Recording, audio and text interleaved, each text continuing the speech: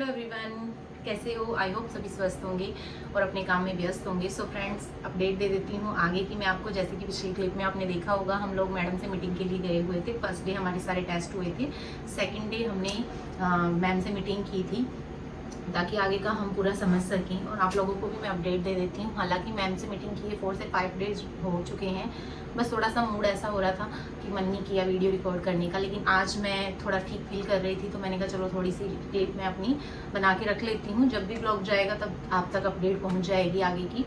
So friends, video में बने रहिएगा, मैं आपको पूरी बात बताती हूँ। अगर आपने मेरी मायके वाली देखी होगी सोनोग्राफी वाली रिपोर्ट, जो मैंने वहाँ स्कैन कराई थी, कुछ इस तरीके की मैंने दिखाई होगी आपको। तो उसमें क्या था कि बेबी को स्वेलिंग बताई हुई थी, है ना। सो इसलिए बहुत ज़्यादा टेंशन थी। मैं यहाँ आई, इनको भी टेंशन थी, ये मुझे साथ ले आए थे, फिर मैं आ गई थी। अब मैंने यहाँ आके टेस्ट कराए हैं, अपने पूरे स्कैन कराया है।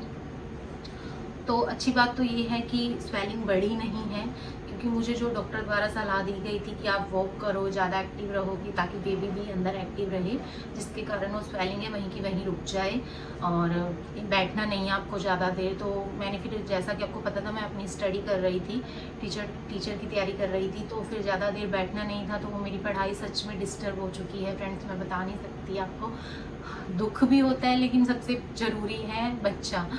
तो मैंने वो पढ़ाई छोड़ दी। हालांकि मुझे डांट भी बहुत पड़ती है कि तुम रेगुलर रखो, लेकिन मेरी मेंटली सिचुएशन सिर्फ मैं ही समझ सकती हूँ, कोई अदर नहीं समझ सकता इस टाइम मैं क्या फील करती हूँ। बिकॉज एक पढ़ाई के लिए फ्रेश होना बहुत ज़रूरी है, आपका दिमाग फ्रेश होना ज़रूरी है। सो अभी मैं वो सब फील नहीं कर रही थी, बिकॉज बहुत सी टेंशनें माइंड में चलती रहती हैं। तो अभी फिर मैं आपको आगे की अपडेट देती हूँ। मैम से जब मिलने गए तो आपको जैसा पता है स्कैन भी कराया था हमने, वो स्कैन मैं आपको दिखाऊंगी। और उसके अलावा क्या कहते हैं, टेस्ट हुए थे, उसकी रिपोर्ट भी आ गई थी, वो रिपोर्ट की अपडेट भी दूंगी। और मेडिसिन वगैरह सब मैं आपको बताऊंगी, इसलिए वीडियो में बने रहिएगा। तो फ्रेंड्स, स्कैन में सबसे पहले क्या आया था, स्कैन में देखो जो माइल्ड स्वेलिंग बताई हुई थी बेबी की किडनी में, वो अभी बॉर्डर लाइन पे आ गई है, वो बड़ी नहीं है। ये मेरे लिए, मेरे हस्बैंड के लिए, मेरी फैमिली के लिए और आप सबके लिए बहुत अच्छी खबर थी कि वो स्वेलिंग बड़ी नहीं है। हालांकि उस टाइम मैं अपनी फीलिंग्स नहीं बता सकती। जिस टाइम मैं टेस्ट के लिए गई थी, दिल धक धक कर रहा था एकदम से, पता नहीं क्या बोलेंगे डॉक्टर। सो जैसे तैसे स्कैन हुआ, बॉर्डर लाइन पे थी, और लेकिन वो बार बार चेक कर रहे थे और दिल धड़क रहा था। फिर उसके बाद बॉर्डर लाइन पे थी, ये बाहर वेट कर रहे थे। तो चलो इतनी तो फिर ये दोबारा डॉक्टर सोनोग्राफी वाले स्कैन वाले जो थे अंदर बैठे हुए, मैम और सर, दोनों से ये डिस्कस करके आएगी, क्योंकि मैम से मिलने तक का हमारे पास टाइम नहीं था, क्योंकि मैम जा चुकी थी। नेक्स्ट डे हमें मैम से मिलना था। ये फर्स्ट डे ही अंदर जाके पूछ के आए थे कि सब ठीक है या नहीं ठीक। तो ठीक था सब, लेकिन फिर नेक्स्ट डे जब हम मैम के पास गए तो उन्होंने बोला कि आई एम नॉट हैप्पी। वो मेरे से खुश नहीं थे। अब मैं टेंशन में आ गई कि क्यों नहीं थी। तो रिपोर्ट देखी कि मेरा जो ब्लड का लेवल है, हीमोग्लोबिन है, वो बहुत ही ज़्यादा कम आ गया था। तो जिसके कारण उन्होंने मुझे डांटा भी कि अभी डिलीवरी का टाइम पास है, 2 या 2.5 मंथ बचे हुए हैं, और इस टाइम पे आपका अगर ब्लड इतना कम रहेगा तो कैसे होगा। आगे बेबी की ग्रोथ भी तेज़ी से होगी, और उन्हें भी, बेबी को भी पूरा सब कुछ चाहिए, तुम्हारे थ्रू ही जाएगा, और तुम में इतना ब्लड कम है। तो उस टाइम फ्रेंड्स सच में मुझे ऐसे ना रोना टाइप आ गया कि मैं क्या करूँ ऐसा। तो उन्होंने बोला कि 8.9 है, कम से कम 11। तो उन्होंने बोला कि 11 ब्लड होना तो मिनिमम है, और मैक्सिमम तो आप कितना भी कर सकते हैं, लेकिन आप में तो मिनिमम ही नहीं है, आप तो 8.9 पे पहुंच गए हो पीछे।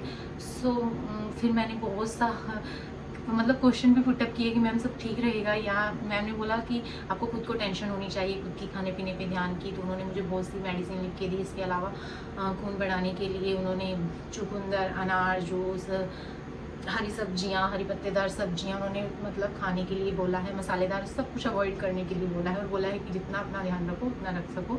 ये ब्लड मुझे नेक्स्ट मंथ तक आपका लेवल बढ़ा हुआ मिलना चाहिए नेक्स्ट रिपोर्ट में। तो ऐसा मुझे मैम ने बोला कि नेक्स्ट टाइम जब आप दिखाने आओगे तो मुझे आपका ब्लड प्रॉपर चाहिए। अभी मैं और सोच में आ गई कि मेरे कारण, उन्होंने, मैम ने मुझे ये बोला कि आपके कारण किसी की जान है, और आप अगर ध्यान नहीं दोगे तो उसकी ग्रोथ का आगे क्या होगा, फिर आप और ज़्यादा परेशान होंगे। सो फ्रेंड्स, आप इसीलिए मैंने वीडियो रिकॉर्ड नहीं की आगे, क्योंकि मेरा मूड बहुत अजीब सा ख़राब सा हो गया था कि मैं क्या करूं ऐसा, है ना। और अकेली थी यहाँ, इनको भी कमाना ज़रूरी है, कमाएंगे नहीं तो फिर खाएंगे क्या। सो वही चीज़ थी।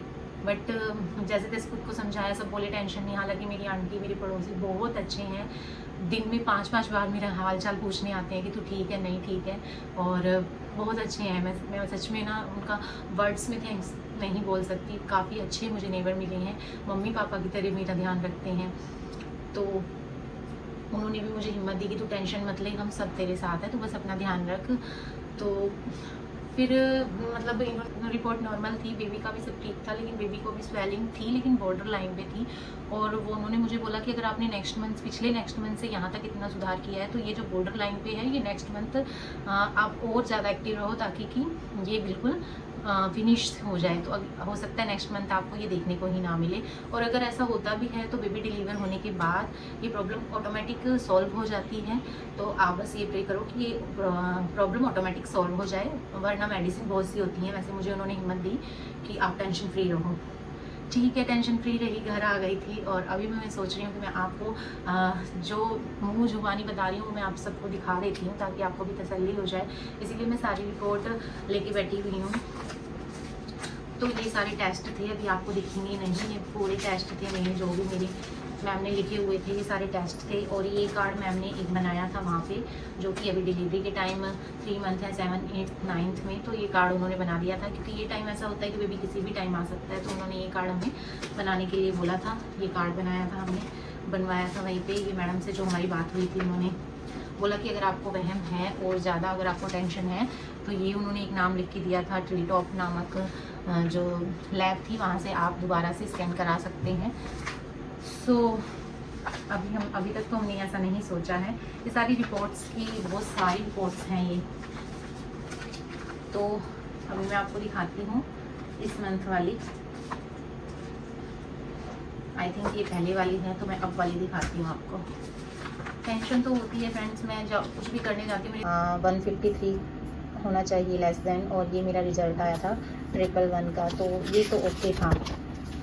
प्रॉब्लम ये थी, ये देखिए हीमोग्लोबिन दिख रहा है ना आपको, ये 8.9 था, जिसके कारण बहुत ज़्यादा डांट पड़ी मुझे कि ये बढ़ाकर आप 11 तक करो। ये देखिए यहाँ मिनिमम लिखा हुआ है 12.3 से इतना होना चाहिए 15.3, जबकि मेरे में 80 है। तो बहुत ज़्यादा डांट पड़ी कि आपने ब्लड की बहुत ज़्यादा कमी है।